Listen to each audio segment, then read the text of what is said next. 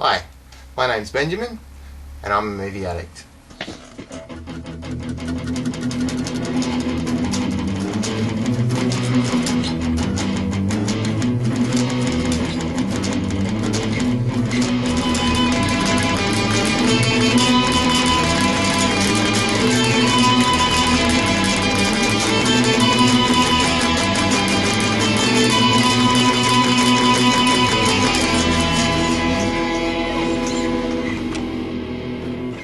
The incidents, the places.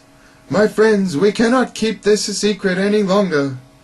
Let us punish the guilty. Let us reward the innocent. My friend, can you hear and stand the shocking facts about grave robbers from outer space? Film number 2, Plan 9 from Outer Space. This is the cinematic monstrosity directed by Mr. Edward D. Wood Jr. This guy was an independent filmmaker working in Hollywood, and he just made almost unwatchable films. They were so earnest and serious, but so stupid. They mostly consisted of stock footage tacked together with his own footage and some really condescending narration. Plan 9 was payrolled by Ed Reynolds and the Baptist Church, so Edwards agreed to be baptised in order for the church to pay for his film, and hence the name change. The church didn't want to payroll a film called Grave Robbers from Outer Space, so he changed the title to Plan 9 from Outer Space. Bela Lugosi gets the starring role, even though Wood just filmed a bunch of random footage with Lugosi before he died, and then worked it into the film somehow. All the scenes that Lugosi wasn't alive to shoot, Edward just used the chiropractor that he knew, Tom Mason, who looks nothing like Lugosi and has a cape over his face. There's even one moment where he loses the cape and he kind of has to quickly grab it to cover his face so you don't see that it's obviously not Lugosi. The film seems like all first takes. Sometimes there's dialogue added in afterwards and the character who's speaking's mouth isn't even moving. The question is, why has this film's popularity survived so long when other awful films have just fallen by the wayside? I think maybe it's to do with timing and just the strangeness of the whole thing, and also the fact that the cast is such a weird mix of people. Firstly, you've got Criswell doing the narration. Criswell was a famous kind of tabloid psychic at the time. Greetings, my friends. We are all interested in the future, for that is where you and I are going to spend the rest of our lives. I think the modern day equivalent would be somebody like John Edwards. Here, robber? From the sky? I'm getting sky. Now what I don't understand here is, what's getting stolen here? He's telling me that, you're robbing death? Then you've got Tor Johnson playing Inspector David Clay. I will get one a flashlight from Patoka. The modern equivalent, you could say Arnold Schwarzenegger, but Arnie tends to be able to speak English pretty clearly, so I think a better example would probably be somebody like Ozzy Osbourne. I don't know, what the fuck am I doing now? Fuck it. Sharon! You've got Lugosi, who used to be a class act, and he's just in the gutters now, making these trashy films before he dies.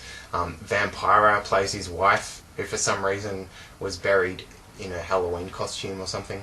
It's just a crazy mix of stuff, and nothing else is quite gelled as badly or as successfully as Plan 9 from Outer Space.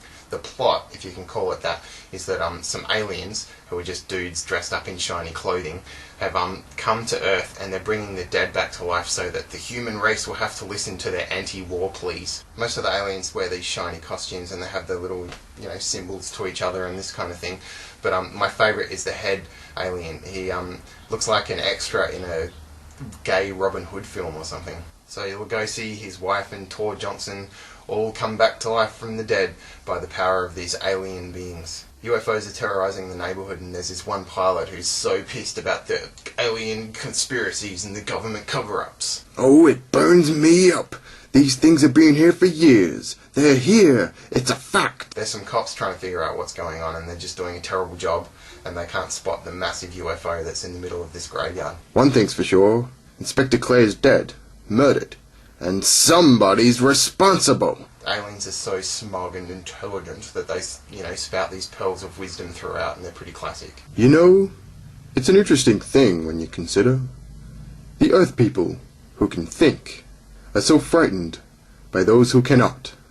The dead. There's heaps of really obvious, continuity errors and mistakes. You can see the string hanging where the UFOs are, flying across the skyline. Lugosi walks off screen and you can hear the sound effect of a car running him over, but you can still clearly see the shadow of him standing up totally fine off screen. The home they had so long shared together became a tomb, a sweet memory of her joyous living.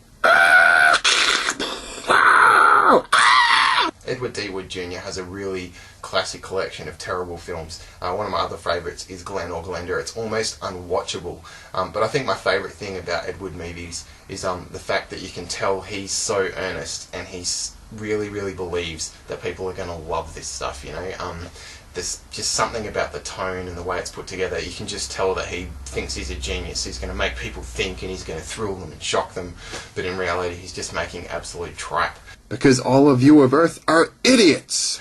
It's so entertaining. Plan 9 from Outer Space is a joy to watch every single time.